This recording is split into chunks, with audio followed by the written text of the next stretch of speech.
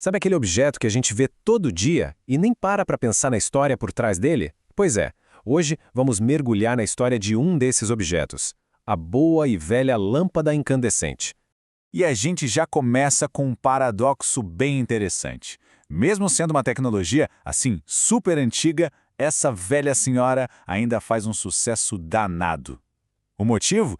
Ela é especialista em criar uma atmosfera, um clima específico que muita gente simplesmente adora. Por isso que essa nossa análise de hoje é quase uma homenagem, sabe? Pensa só, por mais de 100 anos foi essa invenção que iluminou o mundo. E agora? Bom, agora ela está, aos pouquinhos, se apagando da nossa vista. Certo, então vamos voltar no tempo. Como é que essa história toda começou? A gente precisa ir para uma época de muita efervescência, uma verdadeira corrida de gênios para conseguir criar a luz artificial. É legal entender que a lâmpada não foi uma invenção de uma pessoa só num estalo. Foi mais uma evolução, sabe? Uma série de melhorias cruciais. O grande pulo do gato veio com Thomas Edison, em 1879, que conseguiu fazer a coisa funcionar de um jeito que dava para vender. E daí foi rápido. Um ano depois já usavam bambu carbonizado para durar mais. Até que, já no século XX, chegaram no tungstênio, que virou o padrão da indústria. Beleza, já vimos de onde ela veio. Mas como é que ela funciona afinal? A engenharia por trás disso é de uma simplicidade que chega a ser brilhante. Vamos dar uma olhada. A pergunta que não quer calar: qual é o segredo daquele brilho, aquela luzinha quente, tão familiar? Olha, a resposta é até que bem direta. O nome do processo é incandescência e funciona em 3 passos básicos. Primeiro, a eletricidade passa por um fiozinho bem fino, o tal do filamento.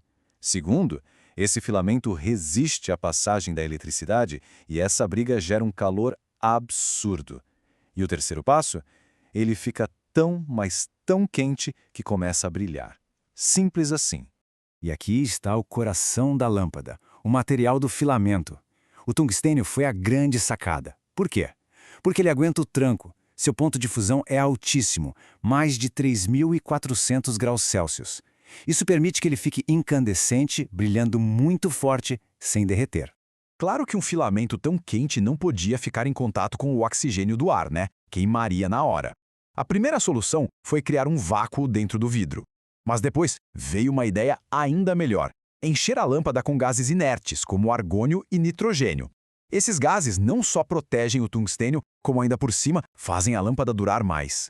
E não é só o que está dentro que importa. O vidro por fora também muda tudo. Uma lâmpada transparente dá aquela luz direta, forte, que cria sombras bem marcadas. Já a lâmpada com vidro fosco, aí a história é outra. A luz se espalha, fica mais difusa e o resultado é aquele brilho bem mais suave, muito mais aconchegante. Mas nem tudo são flores. Apesar de toda essa genialidade, a tecnologia da lâmpada incandescente nasceu com um conflito interno, uma espécie de falha de projeto que nunca pôde ser totalmente resolvida. E o dilema central era este. Os fabricantes sempre tiveram que fazer uma escolha. Ou faziam um filamento mais grosso, que durava mais, só que era menos eficiente e dava uma luz mais fraca. Ou faziam um filamento mais fino, que era super eficiente e brilhante, mas queimava muito mais rápido. Não dava para ter o melhor dos dois mundos. E por falar em eficiência, ou melhor, na falta dela, se prepare para este número. Incríveis 90%. Isso mesmo, 90% de toda energia que uma lâmpada dessas consome é perdida em forma de calor. Só 10% vira luz. Na prática, ela é quase mais um aquecedor do que uma fonte de iluminação. E olha, não foi por falta de tentar melhorar, viu? A última grande inovação foi o filamento de espiral dupla, em 1934. Depois disso, a tecnologia basicamente bateu no teto. Como diz a situação, as possibilidades de melhoria simplesmente esbarraram nos limites da própria física. E essa limitação toda, claro, nos leva ao seu declínio, um longo e gradual pôr do sol na era moderna. A principal razão para o seu desaparecimento? O surgimento de tecnologias muito, mas muito superiores em eficiência. Primeiro as fluorescentes compactas e depois o golpe de misericórdia, os LEDs.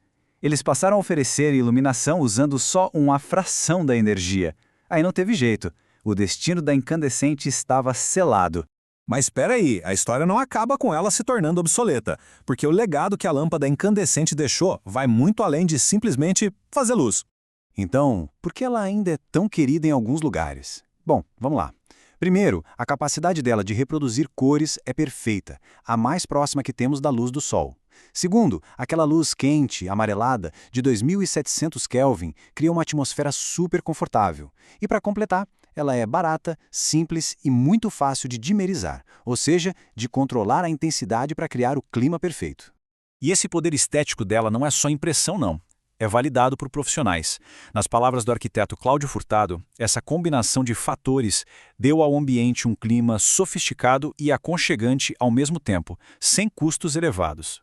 E essa é uma sensação que todo mundo conhece, né? Aquela luz quente de um café charmoso, de um restaurante ou da sala de casa. Esse sentimento de aconchego talvez seja a influência mais forte e duradoura da lâmpada incandescente.